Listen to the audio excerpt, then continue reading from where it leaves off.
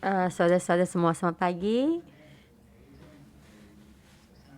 Pagi ini kita membahas Amsal pasal 23. Dan saya ingat kita sudah membahasnya beberapa kali. Dan kali ini saya ingin lagi lebih dalam bersama-sama untuk menggait dan lebih lagi. Dan sebenarnya intisarinya adalah dari pasal 22. Dan saya sudah membuat PPT dan kita bersama kita melihat.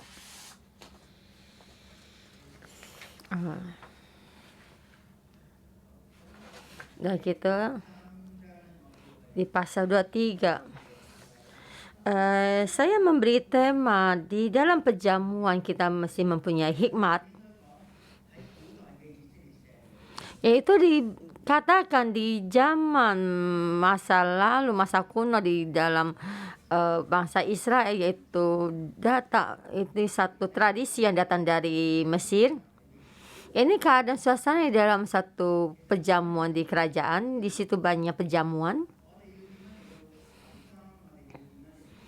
Bagaimana kita mesti teliti dan juga kita mesti mengekang nafsu makannya kita, maksudnya gitu ya. Kita di saat itu di perjamuan. Biasa kita kerja ya, hari siang kita makan siang. Di dalam tempat kita kerja yang utama yaitu jam bagaimana kita makan siang kita. Terhadap banyak orang pulang kerja langsung pulang ke rumah. Dan kita juga tahu di dalam kita bekerja juga saling ada perjamuan, saling makan. Dan di tempat kita kerja dan juga di sana ada saling berkomunikasi dengan partner kerja kita, dan di situ saling ada memakan, dan di situ perjamuan makan. Dan seperti sekarang ini di akhir tahun kita memasuki perayaan Cina, yaitu perayaan hari masa musim dingin atau perayaan ya. Dan di sini kita banyak ada hubungan dengan koneksi kita, maksudnya partner kerja kita.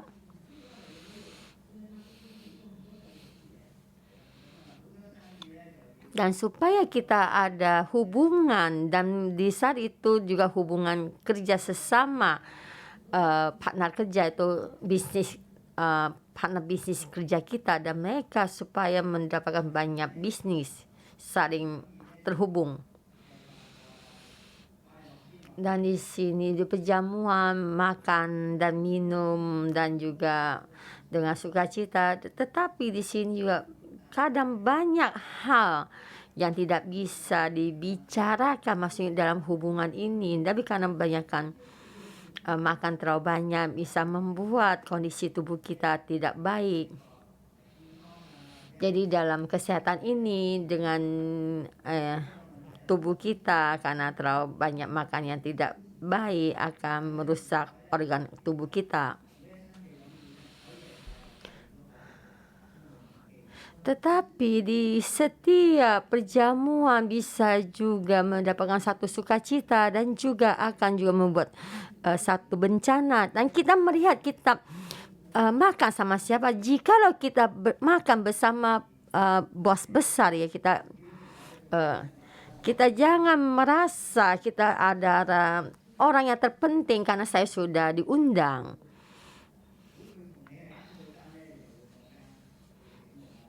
Kalau seandainya bos besar kamu mengundang kamu satu dan berdua ya, kamu dan bos kamu mesti waspada. Kenapa bos besar kamu mengundang kamu makan? Sebenarnya intinya bukan dari makan ini. Dan kita tidak terpikir kenapa di dalam Amsal ini akan juga membicarakan tentang memakan ini, perjamuan makan ini. Dan ini datang dari mana? Dan saya ingin kita bersama-sama untuk melihat latar belakangnya. Dan kita melihat ini yang di pasal 22 Itu pasal 22 yang kemarin itu ayat pasal 17 sampai 21. Itu maksudnya Amsal pasal 22 ayat 17 sampai 21. Yaitu kita ayat 17 kita mesti mendengar, pasanglah telingamu dan dengarkanlah amsa-amsa orang bijak. Berilah perhatian kepada pengertiannya. Ini hikmatnya ini sampai seluruh dunia, dan juga hikmat dari Mesir, Babylon, dan juga sampai seluruhnya, dan Kanaan, hikmat Kanaan juga sama. Itu pasal 22 ayat 1. Nama baik lebih berharga daripada kekayaan besar. Dari dalam hikmat ini, dari suratnya yang akan lebih besar daripada dunia ini. Jadi kita mesti menghargai, ya, nama baik lebih berharga daripada kekayaan besar. Lebih tertuju pada kekayaan. Dan dikasihi orang lebih baik daripada perak dan emas. Dan kita dikasihi lebih baik daripada perak dan emas. Jadi otoritas kita mengasihi kita, suka kepada kita, dan lebih baik daripada perak dan emas. Dan ini juga satu yang lebih baik ini, seperti di Mesir, di Babylon, di Israel sama, di Cina juga sama. Amsal bukannya tertuju kepada setiap negara atau nama negara ini, tapi sini Amsal ini diberikan kepada seluruh dunia ini. Maka kita menyebutnya itu Amsal yang penuh hikmat. Dan seperti kemarin Amsal pasal 22 ayat 17 ini, kita pasanglah telingamu dan dengarkanlah amsal-amsal orang bijak. Itu orang bijak ini bukan setiap orang, yaitu terbuka untuk siapapun. Dan orang ini yang membicarakan satu amsal yang bijak. Jadi kita mesti memperhatikan semua pengetahuan dan amsalnya. Dan di sini juga terhubung dengan hubungan tentang bagaimana perjamuan, makan-memakan. Dan ini semuanya kemungkinan datang dari Mesir. Tapi ini nambahnya, yaitu amsal atau dari kita, atau ke orang bijak dari kita. Kita lihat yang di bawah lagi.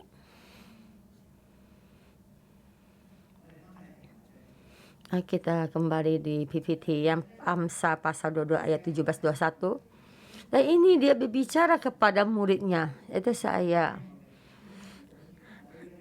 Pasanglah telingamu anak-anakku, pasanglah telingamu dan dengarkanlah amsal-amsal orang bijak. Berilah perhatian kepada pengetahuanku.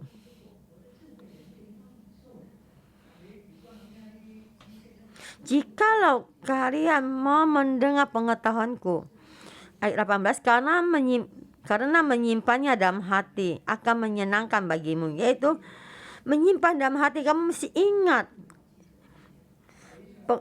perintah saya, bila semua itu tersedia pada bibirmu. Jadi kamu mesti memakan, maksudnya perintah atau nasihat, kamu mesti menyimpannya dan disimpan di dalam. Kalian tahu kan, pengetahuan ini, pengajaran ini ada hubungannya dengan perjamuan atau makan-memakan. Jadi ada satu hal pun yang lebih penting daripada makan, itu pengetahuan yang benar. Dan kita memakan dan kita menaruhnya di dalam tubuh kita, dan akan juga memberitahukan padamu supaya engkau menaruh kepercayaanmu kepada Tuhan. Yaitu Amsal ini yang terbuka.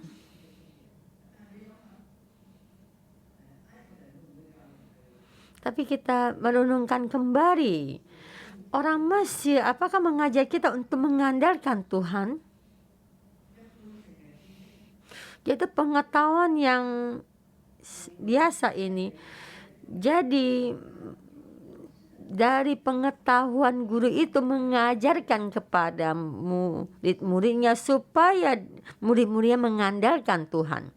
Sebenarnya lebih kita bicara begini ya, perumpama kita di universitas kita akan menggunakan satu psikiater gitu ya, psikologi gitu ya. Seperti Robert di sini ya, kita akan membahas itu tentang itu maksudnya permasyarakatan ya. Ini bukan semuanya, ilmu pengetahuan ini bukan datang dari Alkitab atau firman Tuhan ini. Tadi ada pengetahuan dari kehidupan kita sehari-hari, tetapi pengetahuan ini akan dipakai dalam keagamaan kita, yaitu dalam pengajaran kita ini. Jadi pengetahuan dari orang-orang bijak ini menjadi satu nasihat ya, yang daripada Tuhan. Ayat 19 ini itu, dari sini saya mengajarkan kepadamu. Jadi pengetahuan ini sebenarnya datang dari mana? Itu pengetahuan dari masyarakat. Jadi melalui renungan ini dan juga data ini tuh mengajarkan kepada orang yang belajar, memakai mereka untuk mengandalkan Tuhan. Ayat 20. Bukankah aku telah menulisnya kepadamu dulu dengan nasihat dan pengetahuan? Yaitu di bahasa Inggris diterjemah excellent things. Di dalam bahasa Ibrani, dalam kitab bahasa Ibrani, satu ini saying ya, membicara ya, 30 dan hikmat. Apakah saya sudah memberikan padamu? Aku mengajarkan kepadamu sekarang. Jadi gurunya sudah menuliskan dan juga diberikan kepada murid-muridnya, dan murid-muridnya mencatat. Jadi melalui pemberitaan ini dan menyuruh murid-muridnya untuk menghafalkannya, dan akan terus disimpan dalam hati. Dan guru ini berkata, saya sudah memberitahukan pada kamu dan saya sudah menulisnya. Ada 30 hikmat yang sudah saya berikan pada kamu untuk mengajarkan kepadamu apa yang benar dan sungguh, supaya engkau dapat memberikan jawaban yang tepat kepada yang menyuruh engkau.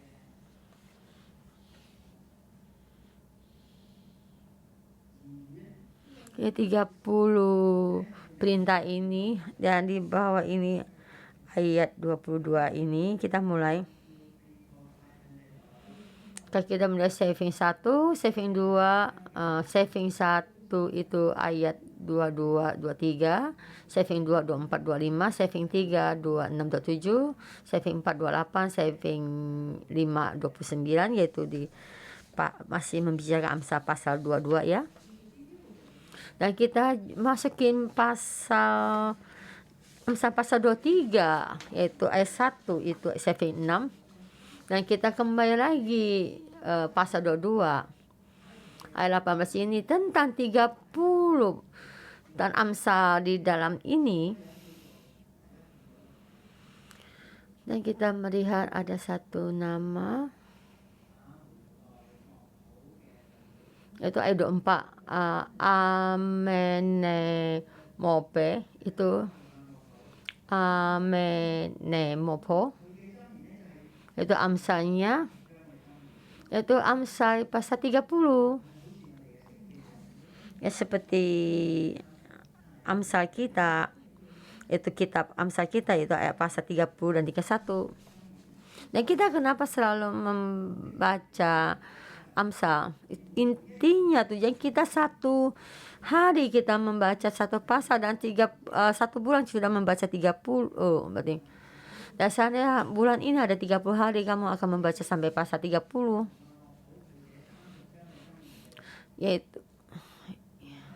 Yaitu amenopole itu adalah Amsal yang ditulis sini,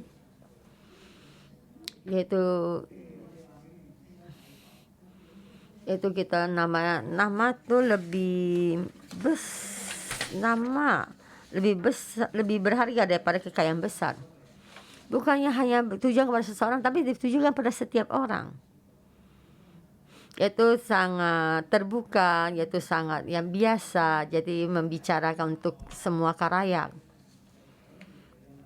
Karena dia orang kaya dan orang miskin bertemu, dan mereka ini mencuri, merampas barang orang gitu. Sebenarnya di sini kadang-kadang kita jangan merampas barang orang.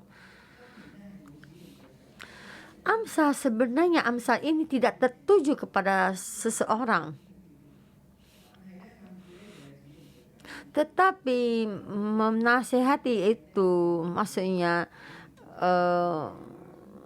yang ditujukan kepada seseorang. Kamu jangan menyuri barang orang dan jangan merampas barang orang miskin, dan Tuhanmu akan menghakimi kamu. Itu saying 1 yang kita katakan amenemope itu bagian pertama. Itu dibicarakan kepada orang, sudah pemimpin, ya, pejabat. Kamu mempunyai kekuasaan dan jabatan, kamu jangan menekan orang miskin dan juga merampas barang-barang miskin.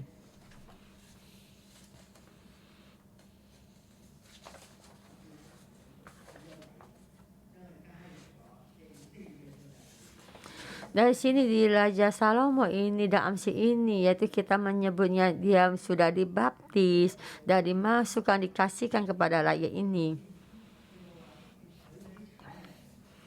Tuhan pasti akan, sebab Tuhan akan membela perkara mereka dan mengambil nyawa orang yang melampasi mereka. Yaitu amenemopo ini. Jadi kita katakan Amsalnya ini ada Amsalnya Mesir melalui Amsalnya Israel, karena dialah Amsal yang tradisi yang diberikan kepada orang ini, dan mereka sudah dibaptis dan masuk di dalam kepercayaan bangsa Israel. Dan saya memberi satu contoh yang lebih simpel, lebih gampang lagi, yaitu mereka ditaruh di dalam pohon ara di Indonesia. Di dalam Mesir mereka tidak menyebut atau Tuhan, tapi melalui mereka berintrospeksi diri dan menjadi berkhidmat, dan mereka turun-temurun di dalam pengajaran ini, jadi menurunkan turun-temurun. Jika kamu mempunyai kekuasaan dan jabatan, kamu jangan menekan orang miskin. Kita jangan bergaul dengan orang yang cepat marah. Kita tahu kita menjadi kuasa itu suka ini menggebrak meja. Jadi kamu mendengar permasalahan, kamu mesti tenang dengan mendengarnya ini. Ya, ini kita kira amenemopo yang ke-10. Jadi mari orang Mesir ini dibawa ke sini. Maka hari ini kita Amsal 2:3 ya. Kalau ada waktu nanti saya ingin diterjemahkan 30 pasal ini. Sebenarnya dia bisa membantu kita satu hal. Di Amsal pasal 23 ada 35 ayat. 35 ayat ini ada 13 tentang hikmat ini yang hikmat ini yang diberitakan ini, sebenarnya ada si Amenope ini, hikmat ini. Jadi kita mesti ingat satu hal, bisa dia taruh di dalam Amsal, sudah menerima satu kepercayaan dari Israel, banyak perilaku. Sebenarnya di belakang ada Tuhan. Kalian bisa mendengarnya? Jadi hikmahnya kita ada tertuju kepada Tuhan, kalau kita menjawab Tuhan. Tetapi karakter dari hikmat ini, di dalam keadaan situasi dan bagaimana kita maha mencari hikmat ini, dan hikmat ini misalnya ada banyak faedahnya yang gitu ya. Jadi saya memohon kalian bisa memahaminya. Ayat 6, jangan makan roti orang yang kikir. Itu sama juga ayat 7, jangan memakan makan orang kikir ya.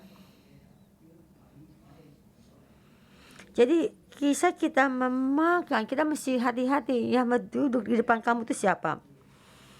Perumpama kamu di dalam kepolisian, kamu melatih ya, pemimpin kamu kepolisian gitu, pemimpin ini sangat senang pada kamu dan mengundang kamu makan. Kamu mesti memperhatikan yang di depan kamu itu siapa. Kamu jangan ingin makan banyak, maksudnya kalau kamu makan dengan lahap ya, kamu mesti menaruh pisau di lehermu. Jadi kamu jangan memperhatikan makanan kamu, yang kamu memperhatikan siapa yang duduk di depan ini. Jangan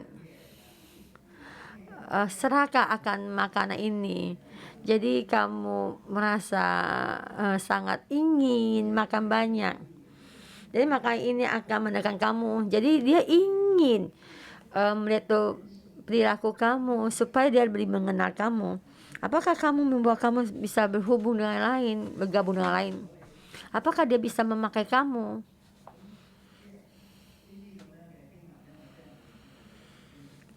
Firman ini ya, saya tidak bisa berpikir kenapa ada bisa di sini, tapi saya memikirkan kembali di dalam keadaan Amsal di Mesir ini, keadaan ini akan biasa terjadi. Ayat 6 sampai 8 itu saving yang ke-8 tentang hikmat ini. Ayat 6 sampai 7, jangan makan roti orang yang kikir, yang ingin akan makanan yang lezat. Dan kita makan tuh dengan mata yang itu memperhatikan kamu. Kamu jangan memperhatikan makanan itu. Apa yang dipikirkan, dan kita mesti menenungkan di belakangnya apa yang dipikirkannya. Jadi katakan dia mengundang kita makan dan minum sepuasnya, kita jangan memakan sepuas dan minumnya. Sebenarnya kehendak hatinya bukan begini.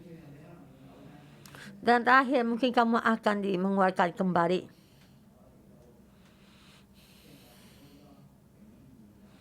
Dan kamu di sini berpikir saya sudah banyak belajar tentang hikmat dan tentang tata krama dan bagaimana saya nanti berbicara dan bergaul.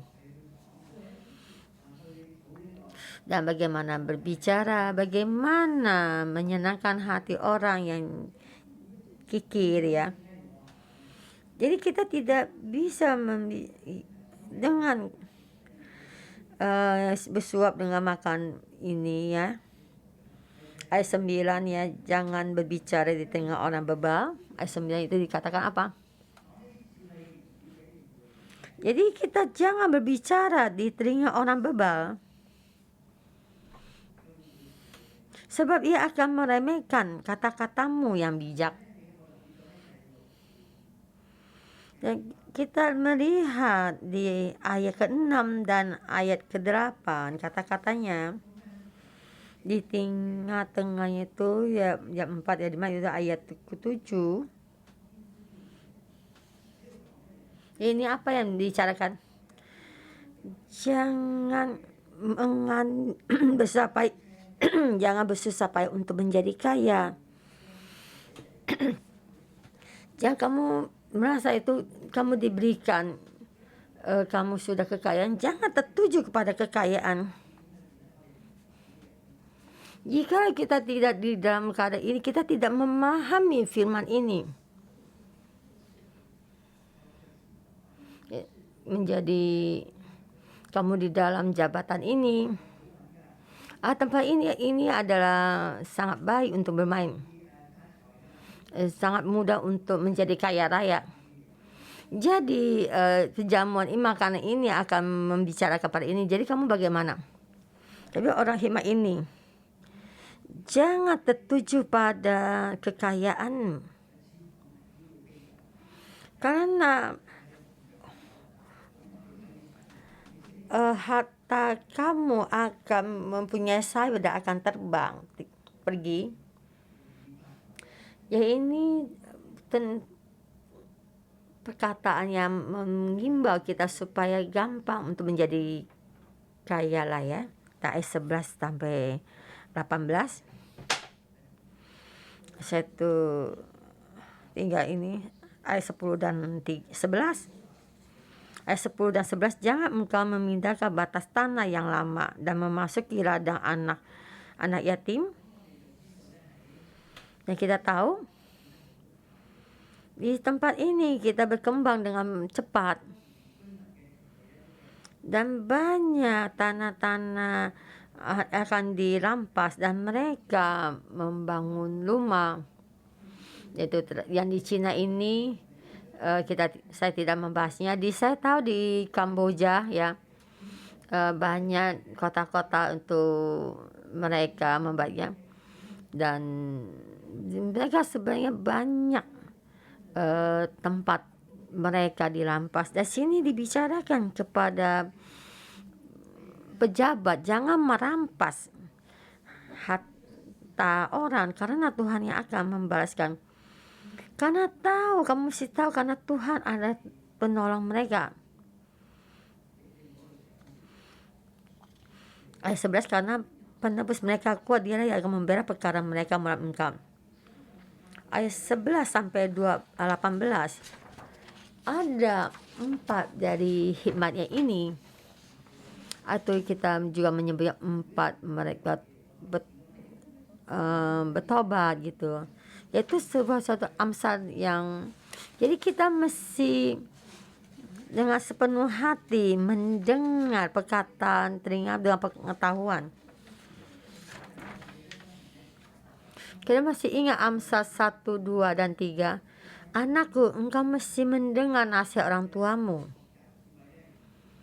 Sebenarnya benar-benar mendengar hikmat itu datang dari orang tua, dari ayahmu.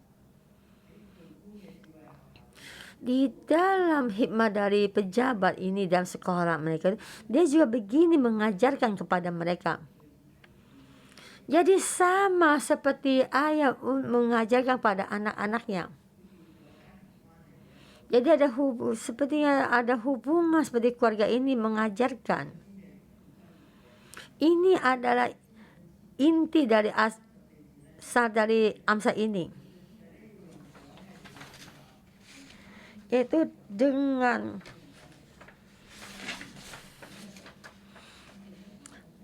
engkau akan memukulnya dengan lautan, tetapi engkau akan menyelamatkan nyawanya dari dunia orang mati. Jadi dari kemarin itu saya kesaksian waktu hari Minggu itu ya, kebaktiannya saya di sini banyak hal yang saya tidak dewasa melakukan, tapi dia memukul dengan lautan, yaitu tapi memukul kita itu tenang kita di dalam diri kita yang tidak dewasa untuk memukul kita. Seperti orang yang 60 ini, orang berusia 60 tahun, tetapi dia seperti anak-anak umur 3 tahun. Saya ingin makan itu, saya ingin itu. Engkau memberi saya akan marah. Kami dengan lautan kita memukulnya, dan kita mengendalikan diri kita sendiri. Ini yang saya terima ilham ini. Dan kita juga jangan membuat anak kita murka. Bukan kita inginkan. Seperti di saat suasana tidak sesuai dengan apa yang kita inginkan, maka emosi kita akan keluar. Kita dengan lautan mengaturnya. Dan saya merasa setiap orang belajar menjadi penjabat dan benar-benar mengendalikan emosi kita, itulah sangat penting. Jadi saat ini kita berbalik, kita belajar di tempat kerja kita bagaimana kita sama atasan kita dan sesama kita saling bergaul. Dan kita mesti mengendalikan emosi kita. Untuk saya dulu tuh bisa satu rasa. Di saat rapat, siapa yang marah, siapa yang kalah? Kalian merasa iya enggak? Kalau ini emosinya tidak bisa terkontrol. Sebab kan apa yang dikatakan bukan satu yang penuh hikmat, dan kita mesti mengendalikan emosi kita dan juga emosi kita ya. Ayat 12-18. Kita mengatakan satu penuh hikmat, jangan. Ayat 15 dan 16. Hai anakku, jika hatimu bijak, hatimu juga bersuka cita, jiwaku bersuka ria, dan bibi menyatakan yang jujur. Ayat 17. Jangan hatimu iri kepada orang-orang yang berdosa, tetapi takut akan Tuhan. Dia memikirkan bagaimana ini bisa kaya dan menelan semua harta benda orang miskin. Dan juga dari mata kita jangan tertuju pada orang ini, biarpun kamu sangat tertekan. Dan mata kita tertuju pada di mana? Di firman ini katakan. Dan kita tetap berharap kepada Tuhan. Dan kita menjadikan Tuhan berkata, kita di gereja 611 mengajarkan ada Tuhan. Kita jangan turun tangan. Semua ini kita katakan kepada Tuhan. Dan kita saat menunggu hadirat Tuhan, dan Tuhan ada Allah Bapa kita, Dia pasti akan membela kita, dan kita tetap memuji Tuhan. Tuhan turun tangan bukan langsung. Di sini terjadi, tapi orang jahat itu di sana jatuh, bukan begitu maksudnya. Tuhan memberinya banyak kesempatan supaya orang itu berbalik. Dan saat orang itu menyakiti kamu ingin orang itu langsung jatuh atau hilang dari hadapan kita. Tapi Tuhan juga ingin supaya kita mendoakan orang ini supaya ada hal yang baru, yang ada perubahan. Dan ini juga amsal apa yang dikatakan, jangan engkau ada di antara peminum anggur dan pelahap daging. Ayat 21. Karena si peminum dan si pelahap menjadi miskin, dan si kantor membuat orang memakai compang-camping dan berpakaian compang-camping. Kalau kamu jadi pejabat, kamu setempat kamu mempunyai jabatan dan kekuasaan, jika hati kamu tidak melakukan satu pekerjaan dengan baik, hanya makan dan minum, jadi membawa satu handphone kamu hari ini mau kasih sama siapa? Dan hikmatnya kita, hikmat guru kita ini, kamu akhirnya akan berpakaian compang-camping karena tidak bisa melakukan apa-apa, karena kamu hanya makan dan minum. Jadi tentang makan minum ini kita berbalik, dan kita langsung ke yang terakhir, langsung yaitu tentang minum mabuk-mabukan. Itu di katakan perempuan ini padahal anak muda ini yang menjadi pemimpin dan mereka belajar menjadi pemimpin. Dan ini satu pengajian ini. Siapa yang suka pergi minum anggur sampai mabuk? Ayat 29 ini dikatakan,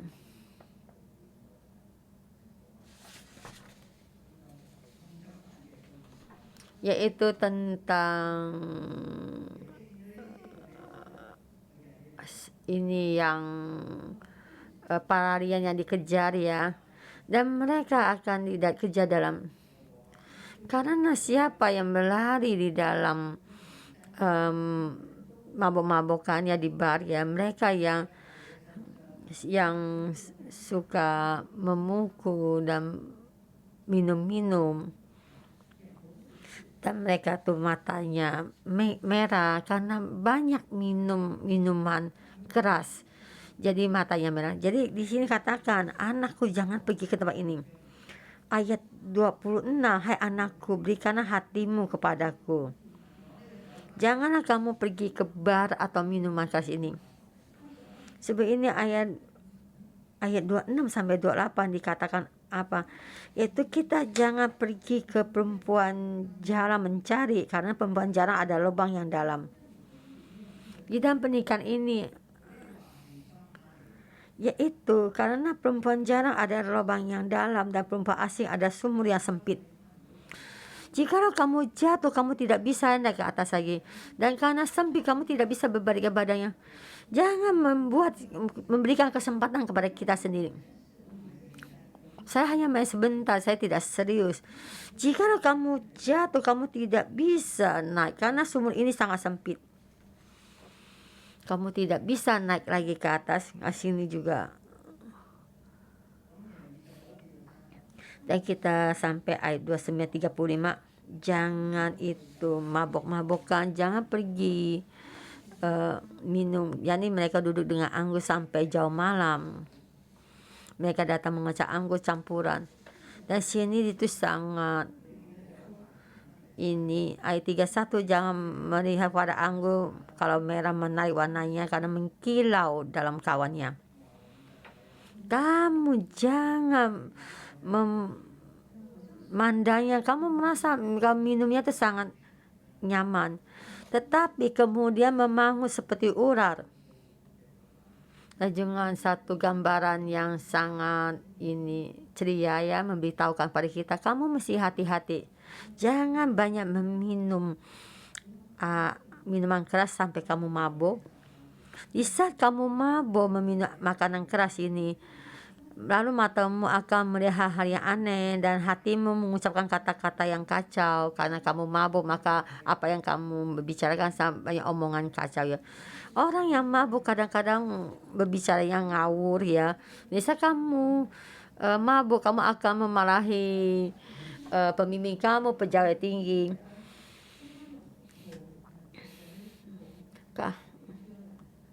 Jadi menurut kamu membahayakan kamu. Jadi kenapa kita mesti memperhatikan yang duduk di depan kamu itu siapa? Dia akan menyuruh kamu memberikan minuman keras pada kamu sampai kamu minum terlalu banyak.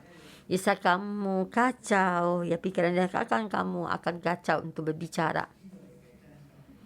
Jadi tahu kebenaran kesetiaan hati kamu sampai di mana.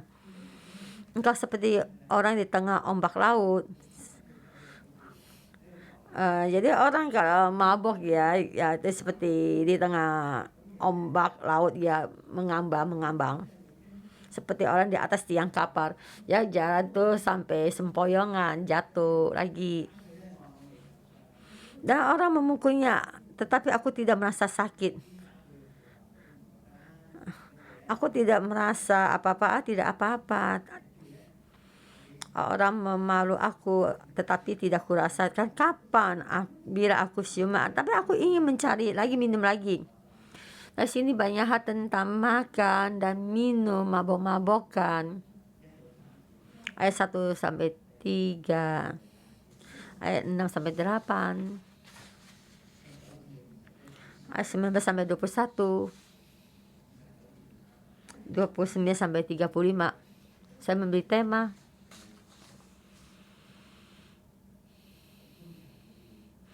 di dalam keadaan ini ya, perjamuan kita bagaimana memakan dan meminum. Sebenarnya banyak hal lebih penting daripada makanan dan minuman. Dulu saya tuh sehari makan 3 kali. Setiap waktu yang tepat waktunya saya mesti makan. Dan saya mulai belajar, kamu merasa lapar bawa pergi makan. Makan, kita kadang mencari orang untuk saling berkomunikasi supaya kita rileks ya. Tetapi karena pandemi ini kita mesti perhatikan kita makan sama siapa. Ditambah kita bekerja, kita banyak perjamuan, kita memohon Tuhan memberi kita satu hikmat itu di dalam bicara ini. Dan sepertinya membicarakan bisnis itu akan juga merugikan harta benda kita. Tapi kita tahu Tuhan memperhatikan kita berbicara ini tentang kedagingan ini, dan kita memberitahukan pada kita jangan jatuh ke dalam ini. Tuhan memberkati firman-Nya. Amin. Saudara-saudara semua, kita bersama kita memuji Tuhan. Kita mesti hati kita dan mulut kita serahkan di dalam tangan Tuhan. Tuhan Roh Kudus, aku mengundangmu. Tuhan, kami berkata, kami mendekat Engkau, memberikan pengajaran-Mu, mengandalkan firman-Mu.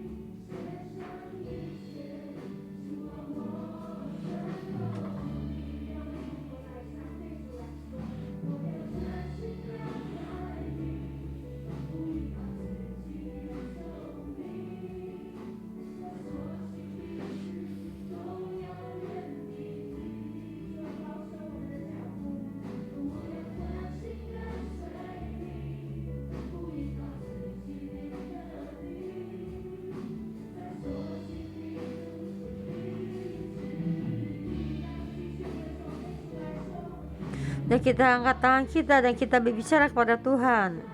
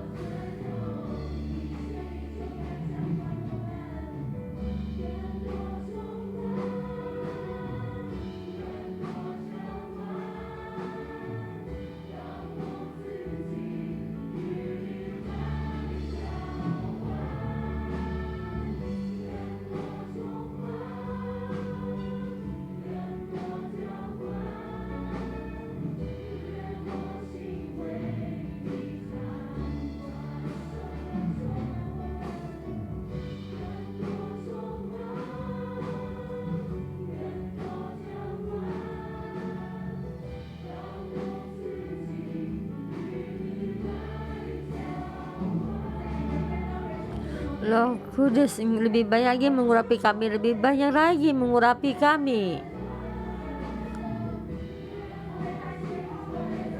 Dengan hati yang kita memohon kepada Tuhan lebih banyak lagi, lebih banyak mengurapi kita. Amin.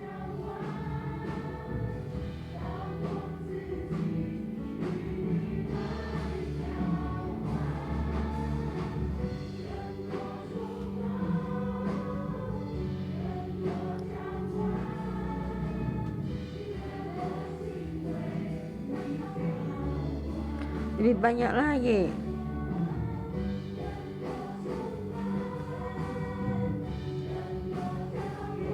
Lebih banyak lagi di dalam saudara-saudara kimia, di dalam rohnya.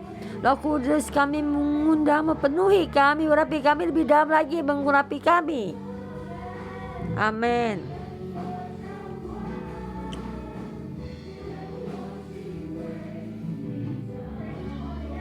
Saudara-saudara semua, kita bersama, kita memuji Tuhan kita. Dia Tuhan kita memberikan firman yang ini kepada kita bersama, kita membuka mulut kita memuji Tuhan kita. Tuhan, kami memuji-Mu, Kau Tuhan yang baik. Masih sini. Tuhan, kami memuji-Mu. Tuhan, Kau Tuhan yang menangan saat kami di dalam wabah penyakit ini. Kami menang di menangkan COVID ini. Di dalam keluarga kami diberkati dan hubungan sesama kami juga mendapatkan kemenangan. Tuhan, kami memuji-Mu, kami berterima kasih. Ya Tuhan, kami memuji-Mu. Dan melalui Amsa kami tahu di dalam firman ini yaitu satu yang jauh ini dan juga terus dipakai di dalam kehidupan kami yang nyata ini. Tuhan, kami terima kasih, setiap hari renungan pagi ini dalam firman ini ditulis di dalam hati kami ini setiap saat, dan mengikuti hal itu melakukan. Tuhan, kami berterima kasih melakukan. Terima kasih Tuhan melalui hikmat ini dan berbicara kepada kehidupan kita. Saudara semua, kita datang di hadapan Tuhan, kita renung apa sih dalam kehidupan ini, dan ayat 3 ini dan terus berkata, membimbing kita melihat di dalam kehidupan kita keadaan kita bagaimana, dan mata kita tertuju pada hal yang apa. Dalam keadaan ini kita di sini terus dikatakan kita keserahkan kita. Bahwa kita sini datang di hadapan Tuhan ini, kita mengubah kehidupan kita di dalam keserahkan ini. Adakah di dalam diri kita? Apakah kita serahkan ke dalam makanan?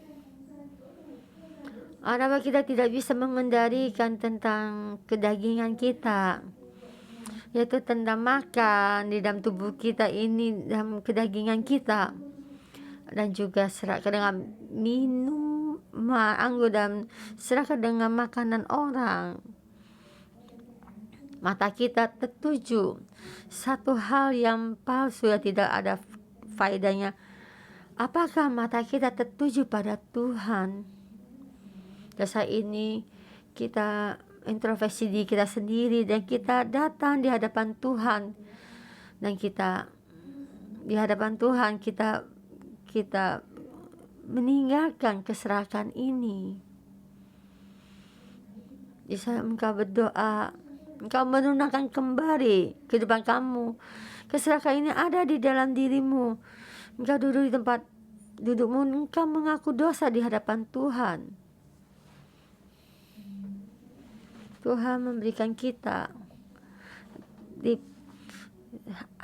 satu anak, status kita sebagai anak, dan tapi kita masih tetap di dalam keserakan ini. Kita tidak bisa mengendalikan kedagingan kita.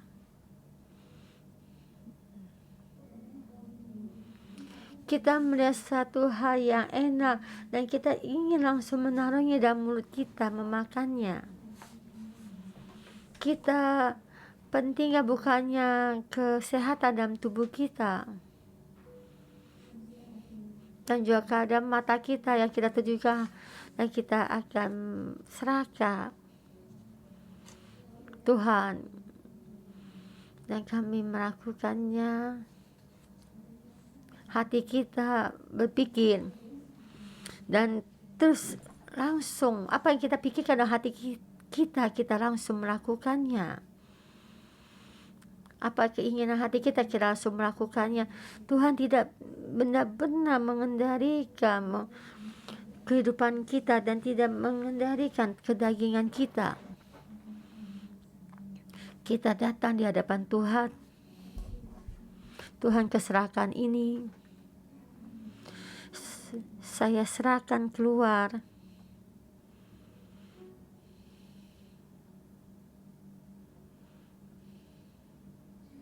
Tuhan, saya memohon Engkau membantu kami. Saya datang di hadapan-Mu. Kami mengakui, kami kadang hanya kami tertuju kepada hal-hal yang semu ini, dan kami memilih, kami tertuju pada hal-hal yang semu ini, hal mudah ini di dalam permasalahan ini. Tuhan, mohon Engkau ampuni kami. Di saat kami memilih serahkan, kami memilih jalan dalam ketidakbenaran ini.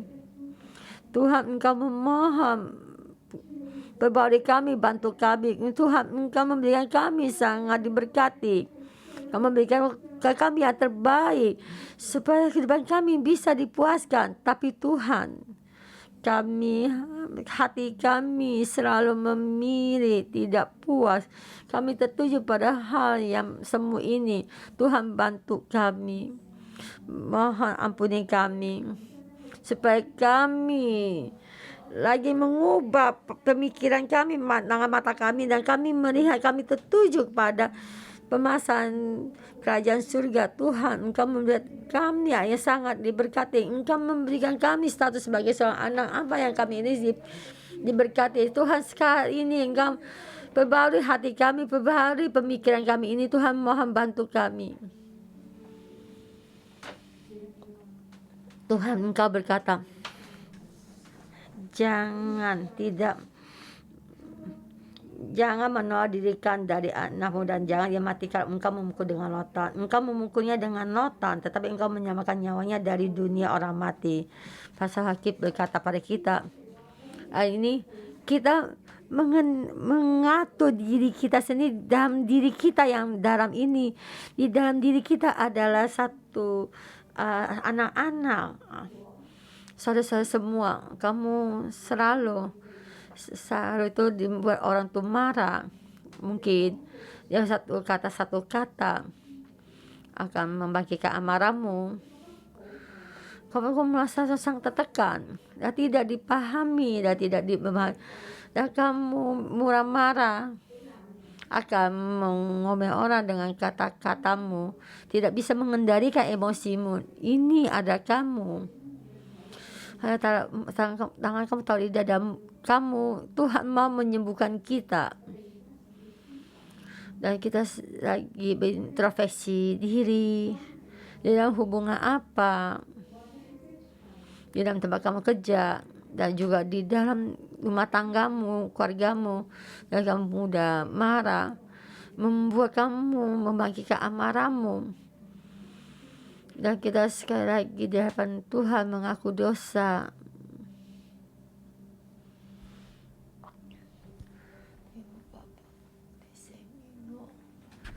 Tuhan, Engkau ampuni dosa kami. Tuhan, kami selalu marah, emosi, dan semua tanggung jawab ini dan diberikan pada orang rumah ini, dan juga pada orang sahabat kita, teman kerja kita ini. Hanya kamu yang menjadi semua yang terjadi. Maka sangat marah dan selalu marah dan memarahi dan selalu menghakimi orang lain, dan sampai emosi sendiri itu tidak terkendali. Tuhan, Engkau ampuni dosa kami. Engkau Tuhan ampuni kami. Kami tidak mengakui dalam hidup bagian yang banyak adalah saat kanak-kanak ini dan selalu emosi. amarah anak-anak ini. Tuhan ampuni dosa kami, emosi kami, mudah emosi dikeluarkan. Kami merusak hubungan saudara-saudara dan juga di tempat kerja ini dengan otoritas, dengan anak buah kita dan sesama. Tuhan, Engkau ampuni dosa kami, Engkau bantu kami. Saudara-saudara semua, kita memohon pada Roh Kudus, Roh Kudus masuk di dalam roh kita lebih dalam lagi. Sekarang kita bangkit berdiri, kita mohon kepada Tuhan. Ya Tuhan, kami mengakui kami masih mengendalikan, kami ke sini membuat kita marah. Ya Tuhan, Roh Kudus saat ini menjamah kami setiap hati kami. Tuhan, karena Engkau Tuhan yang beri damai dalam keadaan apapun. Tuhan, kami tinggal di dalam-Mu. Engkau memberikan lebih dalam lagi damai ini. Haleluya. Ya Bapa, ampuni Tuhan, bantu saya untuk menghilangkan kekanak-kanakan muda emosi, mendengar kata-kata muda emosi. Bangkit Tuhan, Engkau hilangkan semua hati yang tidak seimbang. Kita melihat ketemu sama orang jahat, ada orang tuh berhidup enak, hati kita tidak seimbang. Biasa ada orang memilih dia orang terus kita sangat mudah marah. Hanya Tuhan ada kasih-Mu, karena kasih-Mu mengurapi kami, lebih banyak lagi mengurapi kami. Tuhan, kasih-Mu meredakan semua amarah di dalam hati kami. Shikralala papa papa di.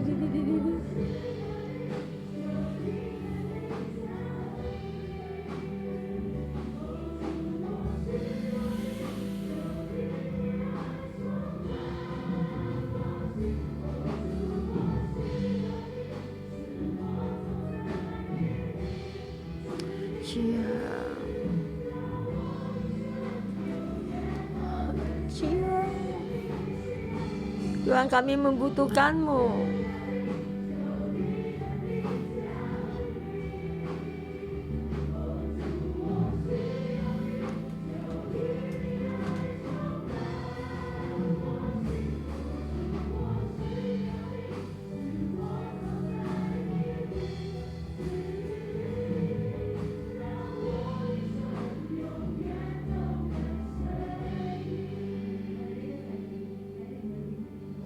Kita di dalam kita berdoa.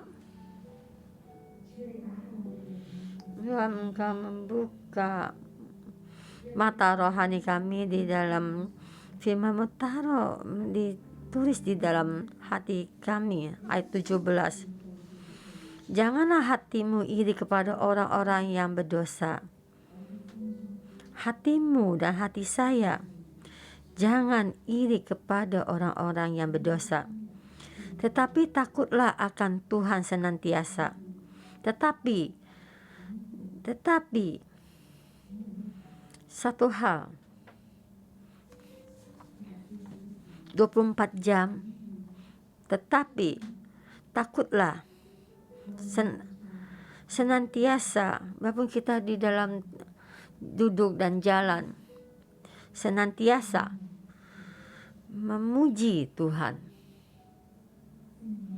Roh Kudus itu hati yang memuji, taruh dalam hati kami, walaupun kami di tempat kerja kami, di keluarga kami. Tuhan ini, firman ini Engkau tulis di dalam hati kami. Janganlah hatimu iri kepada orang-orang yang berdosa, biarpun mereka bagaimanapun diberkati.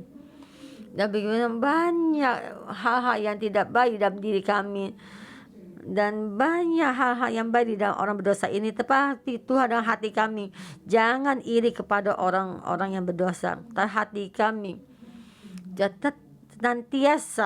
senantiasa memuji Tuhan. Tuhan, Engkau membuat hati roh kami masuk di dalam firman ini. Tuhan, kami membutuhkan-Mu. Kami membutuhkan-Mu, atau hati yang memuji-Mu taruh di hati kami. Dan juga Tuhan, kami memohon Dan orang tua kami bersuka cita. Wahai orang tua dalam yang melahirkan kita juga Tuhan Yesus, yang juga menyusui kita bersuka cita. Tuhan Yesus juga berkata kami, hati kini kembali kepadamu, pandang mata kami ini dan jalan-jalan yang Engkau berkenan. Kamu berkati kami Tuhan Yesus di setiap jalan kami, setiap jalan kami serahkan di dalam tangan-Mu. Tuhan, kami memuji-Mu, berdoa dalam Tuhan Yesus, amin. Saudara-saudara, doa kita, angkat tangan kita untuk menerima berkat dalam nama Tuhan Yesus. Memberkati setiap orang yang bekerja di dalam tempat kerja kamu. Bukan hanya kamu bisa mengendalikan di dalam Tuhan, kamu juga ada emosi dengan atasan kamu, dengan bawahan kamu, dihormati. Dan Tuhan Yesus berkatimu di tempat kerja kamu menjadi terang, menjadi ayah. Saya juga memberkati kamu.